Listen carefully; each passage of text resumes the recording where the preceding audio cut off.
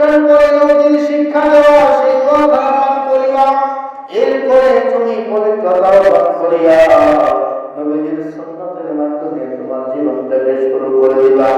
বাইরে আমার বন্ধুরা আমার, বাইরে আমার বন্ধুরা আমার, গভীর মনোযোগের সঙ্গে নবীর আদর্শের ব্যক্তি মানবে তার কাম কেমন হবে?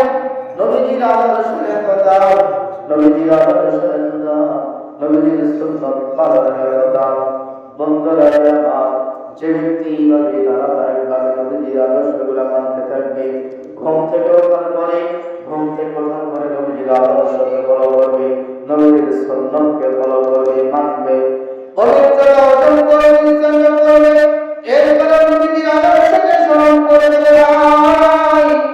এরপরে আযান যখন হয়ে যাবে, আযান হয়ে যাওয়ার পরে পবিত্রতা অর্জন করে ঘরের মধ্যে দুইবার সুন্নাত পড়বে, সুন্নাত পড়িয়া মসজিদে জামাতের সাথে নামাজ আদায় করবে। আজকে আমরা সেই মসজিদে নামাজের জন্য যাই না, মসজিদে যাই না, জামাতের সাথে নামাজ আমরা গুরুত্ব দিই না। আমরা নবীর উম্মত করে নিজেকে দাবি করি, নবীজির আশেক করে নিজেকে দাবি করি, অথচ এই জামাতের গুরুত্ব আমরা দিই না, নিজে নিজেই নামাজ পড়ে নেই, একাকি ঘরে বসিয়া বাজারে বসিয়া নামাজ পড়ে আনি।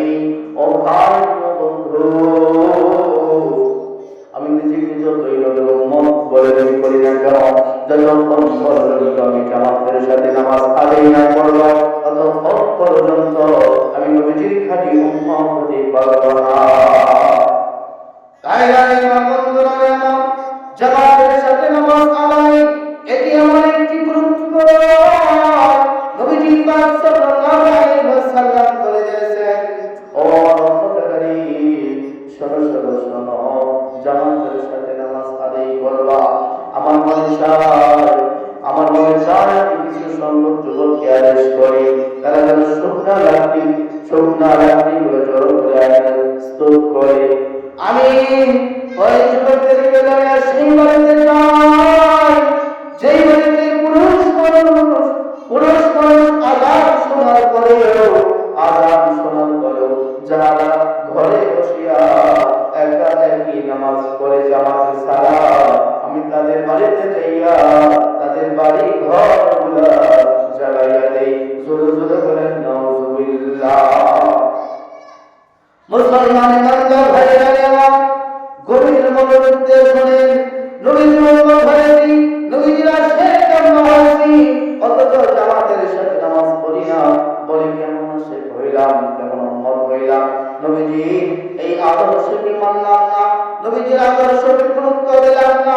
আযান হয়ে যাওয়ার সাথে সাথে আমাদের ফরজ নামাজ জামাতের সাথে আদায় করতে হবে। আযান হয়ে যাওয়ার সাথে সাথে ফরজ নামাজটা জামাতের সাথে আদায় করতে হবে। এটি এমন একটি নবীজির সুন্নাত, এমন একটি নবীজির সুন্নাত, যে সুন্নাতটা ফলো করিলে আমার গুনাহ হবে। বাইরে আমার বন্ধুরা, আমরা নিজেরা মসজিদে যাই, আমরা সন্তান নামাজ পড়ব, আমাদের সন্তানদেরকেও নিয়ে যাব, ছোট ছোট বাচ্চাদেরকে মসজিদে নিয়ে যাব, তাদেরকে মসজিদমুখী করব, তাদেরকে আল্লাহর ঘরের মধ্যে ঢুকিয়ে দিব, জান্নাত জাহান্নামের চলাচলের সামনে করব, আল্লাহর কথা বলব, কালিমার কথা বলব, আর কালিমা তাদেরকে শিক্ষা দিব।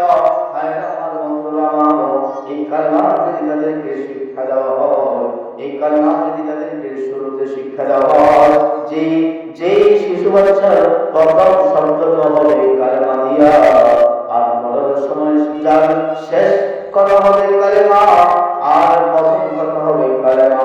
আল্লাহর হাবিব সাল্লাল্লাহু আলাইহি সাল্লাম বলেছেন, এই ব্যক্তি বিনা হিসাবে জান্নাতে প্রবেশ করবে। সুবহানাল্লাহ।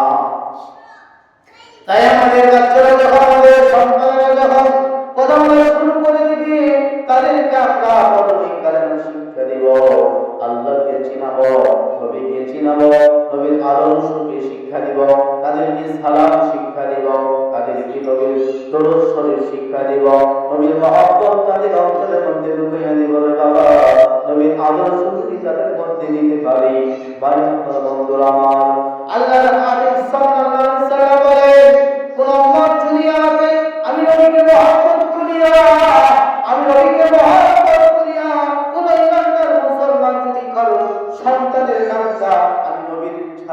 আমি নবীর নামের সাথে মিশিয়ে যদি কারো সন্তানের নাম রাখতে পারি, আমি নবী তাকে সুপারিশ করে জান্নাতে নিয়ে যাব। জোরে জোরে বলেন সুবহান।